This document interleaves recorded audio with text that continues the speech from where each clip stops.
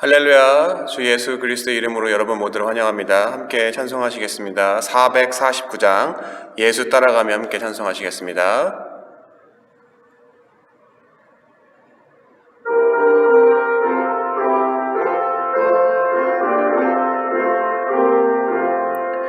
예수 따라가며 복음 순종하면 우리 행할 길 환하겠네.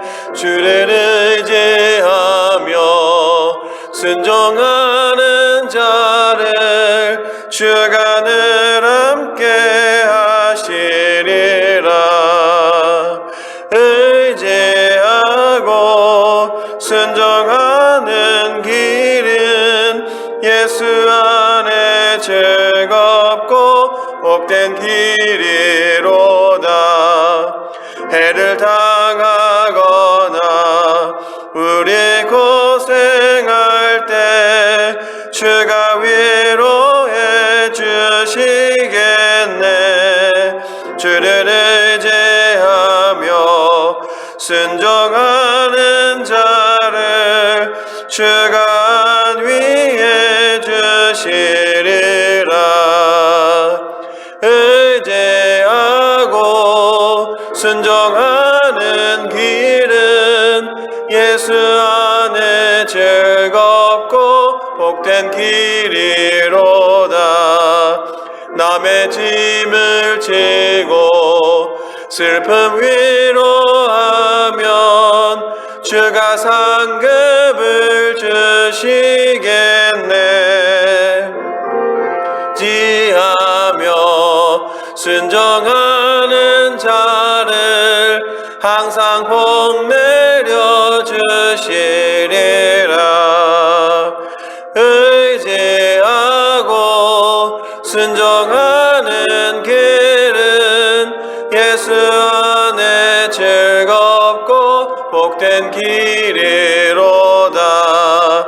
우리 받은 것을 주께 다 드리면 우리 기쁨이 넘치겠네.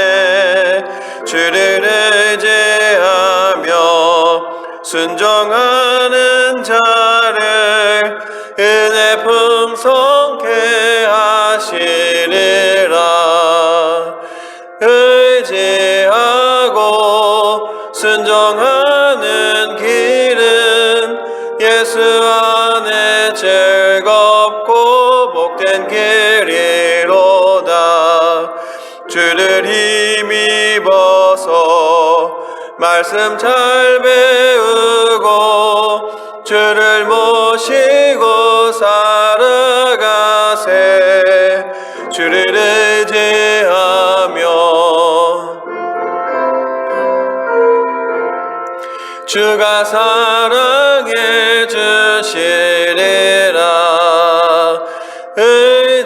의지하고 순종하는 길은 예수 안에 즐겁고 복된 길이로다. 아멘. 찬송 한 장 더 하시겠습니다. 382장 너 근심 걱정 말아라 찬송하시겠습니다.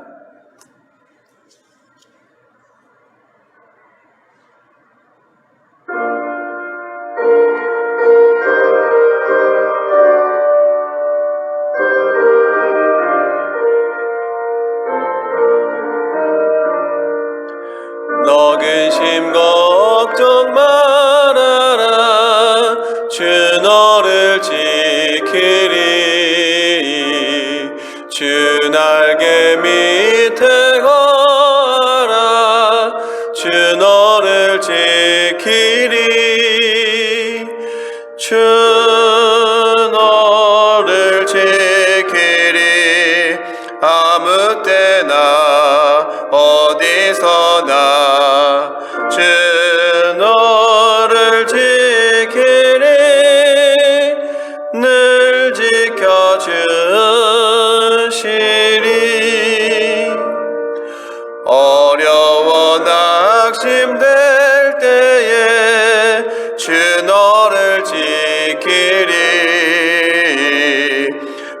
위험한 일을 당할 때 주 너를 지키리. 주 너를 지키리. 아무 때나 어디서나 주 너를 지키리. 늘 지켜주시리.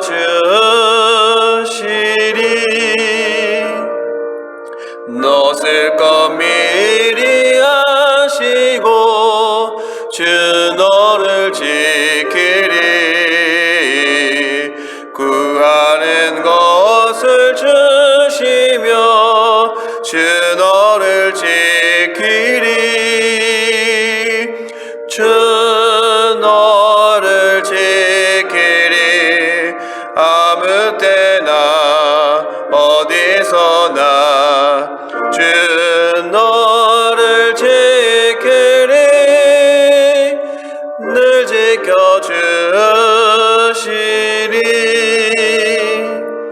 어려운 시험 당해도 주 너를 지키리.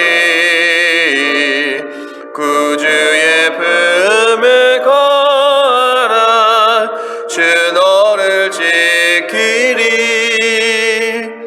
주 너를 지키리.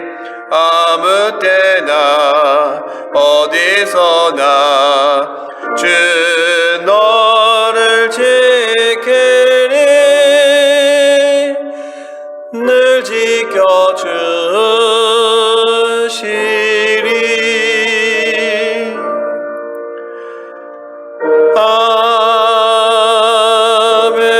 아멘.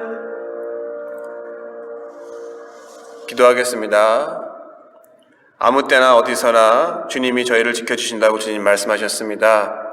우리의 삶 속에서 우리가 감당할 수 없는 시험을 주시지 않고 감당할 시험만을 주시고 또 시험을 당할 쯤에 피할 길을 예비하신다고 주님 말씀하셨습니다. 오로지 우리에게 주님의 그 말씀을 붙잡고 우리의 상황 가운데 우리 자신과 상황을 보지 않게 주님 도와주시고 주님의 십자가만 바라볼 수 있는 믿음으로 저희 모두를 초대하여 주시옵소서. 이 모든 말씀 예수님 이름으로 기도드렸습니다. 아멘. 함께 말씀 보시겠습니다. 오늘 말씀은 마가복음 4장 35절부터 41절입니다. 함께 읽으시겠습니다. 그날 저물 때에 제자들에게 이르시되 우리가 저편으로 건너가자 하시니 그들이 무리를 떠나 예수를 배에 계신 그대로 모시고 가매 다른 배들도 함께 가더니 큰 광풍이 일어나며 물결이 배에 부딪혀 들어와 배에 가득하게 되었더라. 예수께서는 고물에서 베개를 베고 주무시더니 제자들이 깨우며 이르되 선생님이여 우리가 죽게 된 것을 돌보지 아니하시나이까 하니 예수께서 깨어 바람을 꾸짖으시며 바다더러 이르시되 잠잠하라 고요하라 하시니 바람이 그치고 아주 잔잔하여지더라. 이에 제자들에게 이르시되 어찌하여 이렇게 무서워하느냐 너희가 어찌 믿음이 없느냐 하시니 그들이 심히 두려워하여 서로 말하되 그가 누구이기에 바람도 바다도 순종하는가 하였더라. 아멘. 어려서 선생님들에게 군대 가면 줄 잘 서라는 말을 들었습니다. 다름 아닌 어느 줄에 서 있느냐에 따라서 훈련이 고될 수도 덜 힘들 수도 있기 때문입니다. 그런데 그중 가장 줄을 잘 서야 할 때가 있습니다. 바로 훈련소에서 일정 기간 동안 훈련을 받고 이후에 자대 배치, 바로 앞으로 어디에서 군 생활할지 결정할 때에 줄을 잘 서야 합니다. 왜냐하면 내가 서 있는 줄 앞뒤에 누가 서 있느냐에 따라서 줄을 잘 서면 좋은 곳으로 자대 배치를 받게 되고 줄을 잘못 서면 군 생활 내내 고생하는 곳으로 가느냐가 결정되기 때문입니다.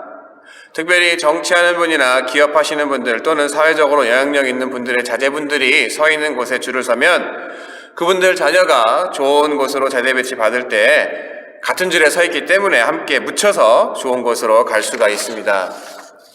물론 정말 영향력 있는 사람들의 자제들은 군대를 면제받는 게 서글픈 현실입니다. 어쨌든 줄을 잘 서면 그 덕에 군 생활을 편한 곳으로 갈 수 있기 때문에 먼저 군대를 다녀온 선배로서 선생님들은 학생들에게 줄을 잘 서라고 이야기를 했던 것 같습니다. 하지만 막상 군대를 다녀온 후에 주변의 친구들, 선배들 그리고 얘기를 해보면 결국 아무리 줄을 잘 서도 그리고 좋은 곳으로 가도 군대는 군대라는 사실이었습니다. 오늘 본문에 이처럼 줄을 아주 잘 선 사람들이 나옵니다. 바로 예수님의 제자들이었습니다. 본문 이전에 기적과 이적을 행하는 예수님을 따르는 수없이 많은 사람들이 있었습니다. 하지만 그들은 예수님이 부르신 제자가 아닌 예수님을 그냥 따르는 사람들이었습니다. 반면에 이러한 사람들과는 구별되어지는 소위 줄을 잘 선, 예수님에게 줄을 선 예수님이 부르신 제자들은 특혜를 누리고 있었습니다. 바로 본문의 시작에 보면 예수님은 그를 따르는 수없이 많은 무리를 뒤로 하고 제자들과 따로 그들과 함께 배를 타고 물이 저편으로 가고 계셨습니다. 그런데 그렇게 줄을 잘 선 줄 알았던 제자들에게 문제가 생겼습니다. 37절입니다. 큰 광풍이 일어나며 물결이 배에 부딪혀 들어와 배에 가득하게 되었더라. 배를 타고 건너편으로 가는 도중에 제자들은 풍랑을 만나게 됩니다. 그리고 그 상황은 정말 위급한 상황이었습니다. 38절 후반에 제자들이 예수님에게 이렇게 이야기합니다. 선생님이여, 우리가 죽게 된 것을 돌보지 아니하시나이까 하니, 풍랑을 만나 배에 물이 들어와 또 배가 가라앉을 것처럼 위태로워지자 제자들은 다급해져서 예수님에게 도움을 요청합니다. 그런데 그때 어떠한 일이 일어납니까? 39절 40절입니다. 예수께서 깨어 바람을 꾸짖으시며 바다더러 이르시되 잠잠하라 고요하라 하시니 바람이 그치고 아주 잔잔하여지더라. 이에 제자들에게 이르시되 어찌하여 이렇게 무서워하느냐, 너희가 어찌 믿음이 없느냐 하시니, 예수님은 바람과 파도를 꾸짖어 잠잠케 하시고 풍랑을 만나 두려움에 떠는 제자들의 믿음 없음 또한 꾸짖으셨습니다. 이 얼마나 아이러니한 일입니까? 여러분, 제자들이 누구였습니까? 예수님이 제자들을 부르시는 장면을 보면 그들 대부분은 평생을 바닷가에서 잔뼈가 굵은 뱃사람들이었습니다. 그런데 그러한 사람들이 목수 출신인 나사렛 예수님에게 도움을 요청한다는 것은 참 아이러니하지만 동시에 당시의 상황이 얼마나 급박한지를 이야기하고 있습니다. 하지만 이러한 급박한 상황에서 예수님의 태도는 어땠습니까? 예수님은 배 고물에서 세상 모르고 주무시고 계셨고 도움을 요청하는 이들에게 비록 도움을 주셨지만 그들의 믿음 없음을 꾸짖으셨습니다. 뭔가 이상해도 한참 이상한 내용의 이야기입니다. 왜냐하면 어려울 때 도움을 달라는 게 뭐가 이상합니까? 왜 또 꾸짖습니까? 하지만 본문에 그 해답이 있습니다. 41절에 이야기합니다. 그들이 심히 두려워하여 서로 말하되 그가 누구이기에 바람과 바다도 순종하느냐 하는가 하였더라. 제자들은 자신들이 함께 하신 분이 도대체 누구이길래 바람과 바다도 순종하는가라는 질문을 서로에게 했습니다.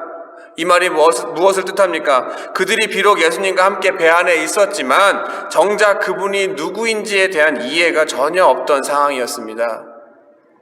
본문의 사건이 일어나기 전에 예수님이 하신 일들이 무엇입니까? 병든 자를 고치시고 귀신 들린 자의 귀신을 쫓아내시고 물고기 2마리와 떡 5개로 수천 명을 먹이시는 사람의 이성으로는, 사람의 생각과 방법으로는 도저히 불가능한 기적과 이적을 행하신 분이 바로 예수님이셨습니다. 그런데 제자들이라는 사람들이 이러한 예수님을 따라다니면서도 그가 누구이신지를 생각하기는커녕 자신들 두 눈으로 바람과 바다를 잔잔케 하신 그분의 능력을 보았음에도 불구하고 이런 능력을 행하신 이분이 도대체 누구냐고 서로에게 물었던 것이 오늘 본문의 제자들이었습니다. 이것은 비단 제자들 이야기뿐만이 아닙니다. 우리도 신앙생활 하면서 제자들과 마찬가지일 때가 너무나도 많이 있습니다.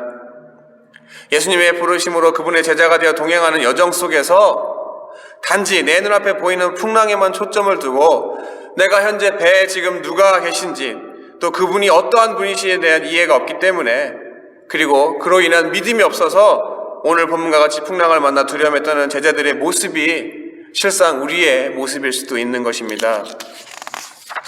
줄을 아무리 잘 서도 군대에 간 것은 마찬가지인 것처럼 우리가 예수님을 믿는다고 해서 우리 삶 속에서 크고 작은 풍랑 같은 어려움이 없는 것이 절대 아닙니다.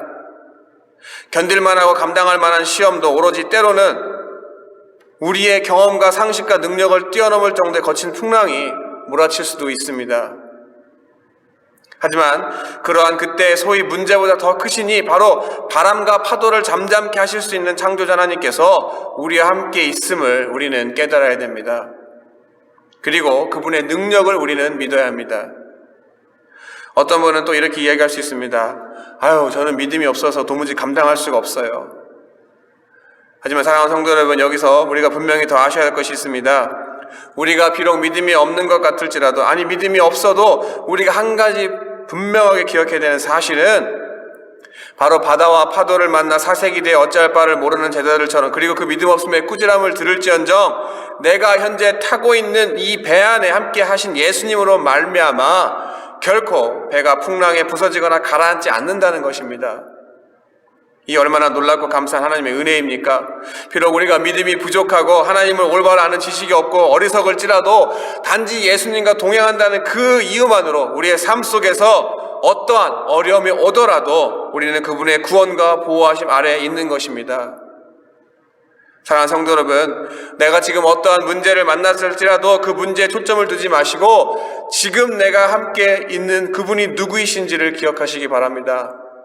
내 눈에 당장 빠져 죽을 것 같은 상황이라도 나와 함께 하신 이로 말미암아 내가 결국 구원받고 안전할 수 있다는 사실을 기억하시며, 내가 감당할 수 없는 상황에서 비록 믿음이 없어도 주님을 깨워 흔들어 도움을 구할 때 우리를 풍랑과 파도로부터 온전하게 건지시는 놀라운 하나님의 은혜를 경험하시는 저와 여러분 모두가 되시기를 이 시간 예수 그리스도 이름으로 간절히 축원합니다.